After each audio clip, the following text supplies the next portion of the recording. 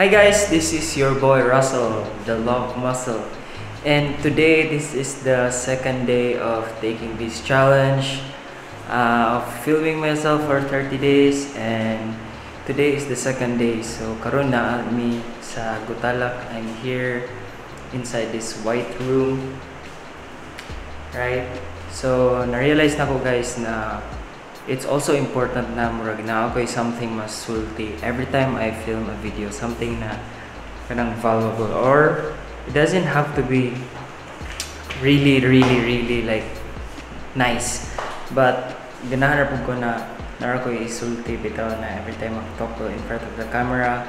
So this is second day, and karon I'm so exhausted kay gikan ko ga drive, and then iag to mi ag barangay. And then na ako sa verge na kanang dili unta ako maghimo og video karon, like naasa ko una na just do this tomorrow, no, it's okay, but of course I want to be committed to this challenge. Ganahan ko na ako siya i-continue because of course I wanted to build a habit. Mamang gid ang goal na ko ani, and I hope na ako ning ma-continue for very long time.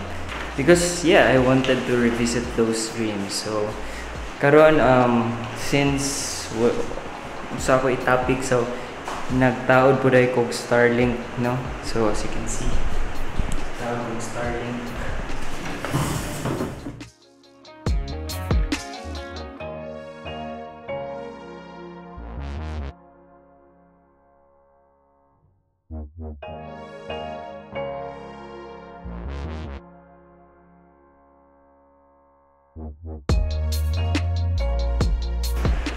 So nakauna-una ako after ko nag-edit atong first video. Nakauna-una ko na magpatabang ko sa Gemini para maka-create og 30-day na ideas.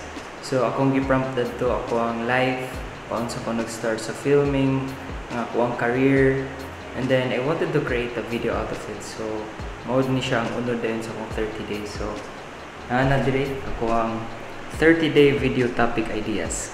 So based ni siya sa akong life guys, no? So interesting kayo guys ang mga questions because ani makuha na nato maka-create tag story sa every video na atong buhaton.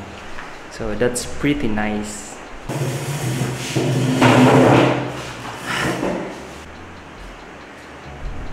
Alright, so ang first topic na nato karon is about my early passions and beginnings. So ang first question na gihatag sa tuwa ni Gemini is, what sparked your initial interest in video creation even with an old phone in 2008?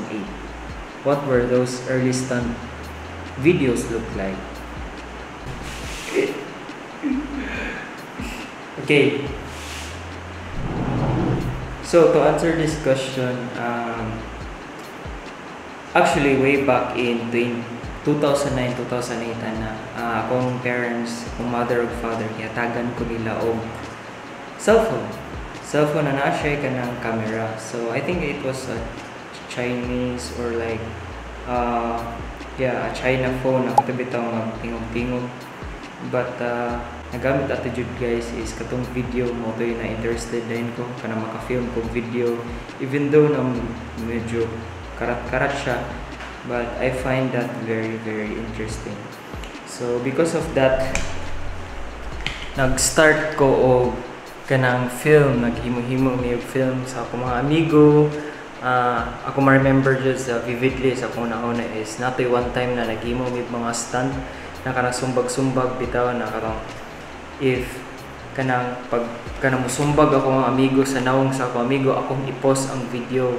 Pag humag-post mo, akong ingnon din ako amigo na lagpot siya dato sa layo or mulagpot siya sa likod, din ako din siyang i-continue na pod kay para pag sumbag mura pag nalagpot siya dato. So at that time auto ang kanang concept na nasa ko ang una-una firme na kanang wala lang, mura may interested lang ko ba na mag-edit og video, even though na post lang to ang mahimo atong video, but daghan kay na buhat na mga scenes na katawon, and then after mahimo ng video amo rig lang taon, then malingon na din kami sa mga friends. So isa to sa mga early passion sa video creations na kanang spark yun sa ako ang interest sa film o sa pag-video, pag-creative video.